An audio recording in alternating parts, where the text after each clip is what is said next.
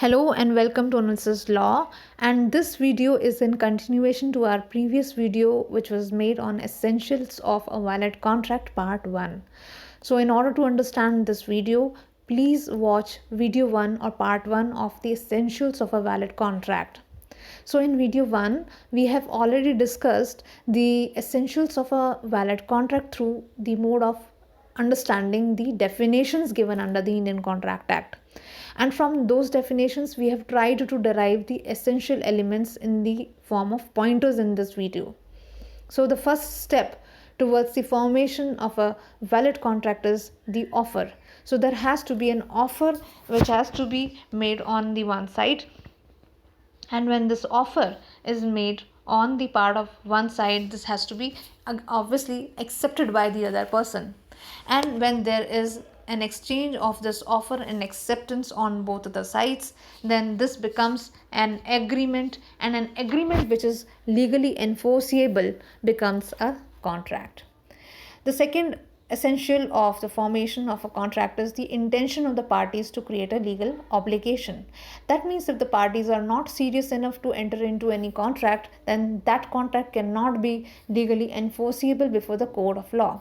Suppose if A makes a promise to his friend B that A is going to agree to have a morning walk with B tomorrow, in case B also gives, or B also agrees to go with A on a movie. So in this case, the question arises whether the parties are legally intending to enter into any valid contract. So the answer is obviously no. So that has to be seen objectively. The test is very objective. It has to be seen on the from the point of view of the people, or from the point of the an ordinary person or ordinary prudent person, that what would be their mind, or how would they think upon such a situation. For example, there was another case of Balfour. It was Balfour versus Balfour. So in this case also, what happened was, there was a husband and wife who went to another country and they stayed there for some time, and husband wanted to leave his wife for the sake of his business for a few months. Here wife took a promise from her husband that she is going to stay at that place, and she would not accompany her husband in case husband also promises his wife that he is going to pay maintenance to her. Now husband promises to do so, but after some time he stops paying that maintenance to his wife. Ultimately, wife seeks the doors of the court, and she's claiming that she is entitled to get maintenance on the basis of a contract made between her and her husband. So it was held that since the parties had no legal intention to enter into a contract, and therefore it cannot be said to be a valid contract. The third point is that there has to be lawful consideration. Lawful consideration means, suppose if A and B makes a promise towards each other, where A promises to pay B 20 lakh rupees, where B is supposed to file a fake charges, or he has to frame false charges against C because he is going to get paid for such an action. So can you say that this is a lawful consideration? Obviously no, this is not a lawful consideration, since the promises or the exchange of promises on both the parts are for a wrongful purpose.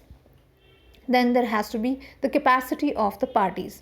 Capacity of parties means where the parties are 18 or 18 above years, and where the parties are sound minded, where the parties are not disqualified by law.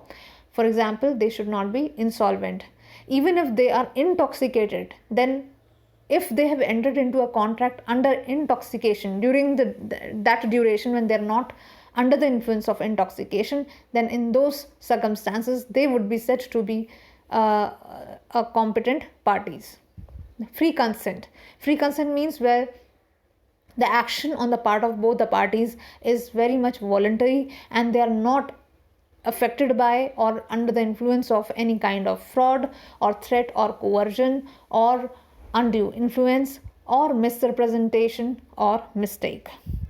Lawful object means, suppose A and B, they have an object that through an online fraud they are going to share the proceeds of this act, and or the benefit which they will get out of online fraud, they will share this benefit, then this is again not a lawful object. So this cannot be, again, in case either of the party breaches this contract, then they cannot and legally enforce this before the court of law. There has to be certainty. Certainty means, where suppose if A is dealing with, say, 3 kinds of oils: sesame oil, coconut oil and mustard oil, and suppose B, a buyer who wants to buy some amount of oil from A, but he has not specified as to which kind of oil he is talking about, then there is no certainty in this agreement, and again this agreement would be said to be uncertain and cannot be legally enforceable. Now, such an agreement should not be a wagering agreement. That means that should not be based on any bet. It should not be based on only where the chances are of winning or losing, and there is no more interest in entering into such an agreement. In that case also, it would be said to be a wagering agreement, and it is not legally enforceable before the court of law.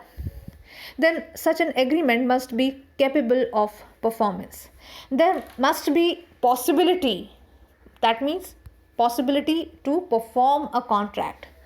If suppose the object of or the objective of entering into a contract was that, suppose there is a concert, music concert, and where Shreya Ghoshal was being asked to perform, and suppose on that day Shreya Ghoshal, if she her throat is not well, or where that music that auditorium that is burned, that means the object of that contract itself has extincted or has destructed. In that case, there is no possibility of performance of that contract, and in fact there is no fault on the part of either of the parties in the performance of that contract. So in that case also, you can say that in case that contract is not possible to perform, then it cannot be said to be a valid contract. Then our last condition is that such an agreement shall not be expressly to be declared to be void. What does that mean? That means the conditions laid down under section 23 and from 26 to 30 of the Indian Contract Act must be fulfilled. That means under section 23, for example, we'll be seeing all these things in detail in our further videos, but I'm here just giving you an overview of what is given under section 23 and from section 26 to 30. So these sections are just providing certain circumstances or situations where such agreements are declared to be, or in fact expressly they are declared to be void. So section 23 lays down certain conditions, like where the contract is where such an agreement is forbidden by law, where it defeats the objects of the law or objective of the law, or where it is immoral, it is against public policy, or which is where the agreement between the parties is to injure someone or someone's property, or a threat to someone's property. So in all these conditions, such agreements are expressly they're declared to be void. Similarly, section 26 to 30 also deals with certain circumstances which deals with the restraints on certain kinds of agreements. For example, any restraint on marriage, any restraint on trade, any restraint on legal proceedings. Now, what kind of restraints they are talking about, we'll be discussing those things in detail in our later videos, but I'm just giving you an overview that if such kind of restraints are being they are put on the agreement, or these are the conditions of an agreement, in such cases also, then agreement is not enforceable before the court of law. So I hope through this small video you could understand the essentials of a valid contract. Thank you so much for watching this video.